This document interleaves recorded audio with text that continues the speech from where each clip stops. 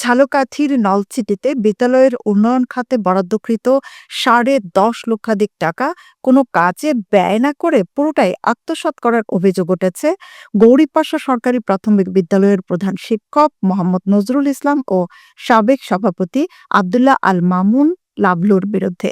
এ বিষয়ে গত সোমবার নলছিটি উপজেলা নির্বাহী অফিসারের কাছে লিখিত অভিযোগ দিয়েছেন বিদ্যালয়ের শিক্ষার্থী ও অভিভাবকরা।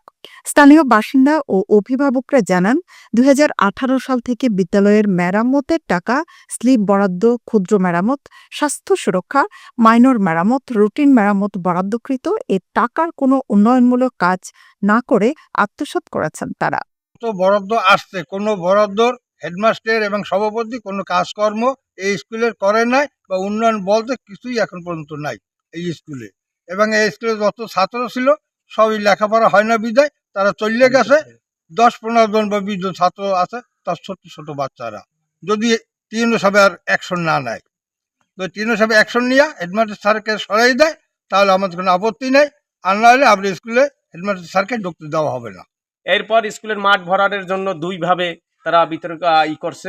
এবার বেঞ্চ ভাঙ্গা এগুলা ছিল 2 টনের উপরে হবে, এইটা খাইয়ে ফেলাইছে। বিভিন্ন বরাদ্দ আসে স্কুলে, একটা সরকারি প্রাথমিক বিদ্যালয়, অনেক আগের একটা বিদ্যালয়।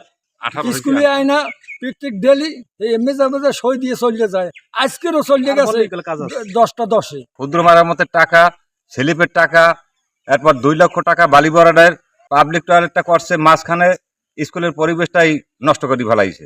কিন্তু এখানে যখন আমরা আসছি তখন সেই স্বৈরাচারী কিছু পেতাত্তা লোক এখানে ছিল, ম্যানেজিং কমিটির সভাপতি ছিল এবং অন্যান্য এলাকার ওই নুরু মাস্টার ছিল, এর সাথে আরো কিছু পেতাত্তা ছিল। তারা আমাদেরকে লাভমঞ্চী ছিল, তারা আমাদেরকে এখান থেকে ফর্ম কিনতে দেয় না, বরং তারা আমাদেরকে অপমান করে এখান থেকে বের করে দিচ্ছে।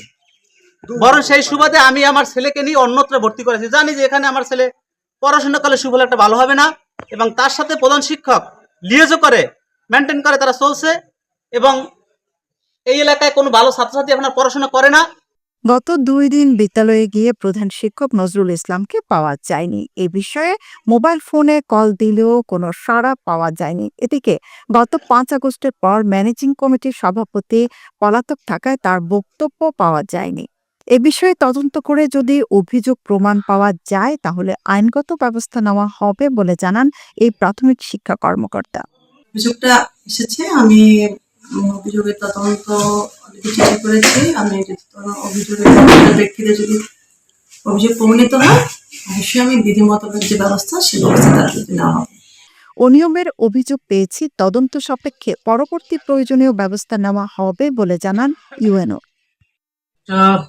অভিযোগ আমি পেয়েছি গতকালকে, সেটা নিয়ে আমরা কার্যক্রম শুরু করছি আর কি। ওটা আমরা তদন্ত করে, আর যদি সে আসলে এরকম যদি হয়ে থাকে যে আর্থিক অনিয়ম যদি হয়ে থাকে সেটি, কিংবা এই ধরনের যদি আরো যে অভিযোগগুলো রয়েছে, ওখানে একাধিক অভিযোগ রয়েছে আমি যতটুকু দেখেছি, আরো যদি অভিযোগ থেকে থাকে সেগুলো তদন্তপূর্বক আমরা প্রয়োজনীয় ব্যবস্থা গ্রহণ করবো।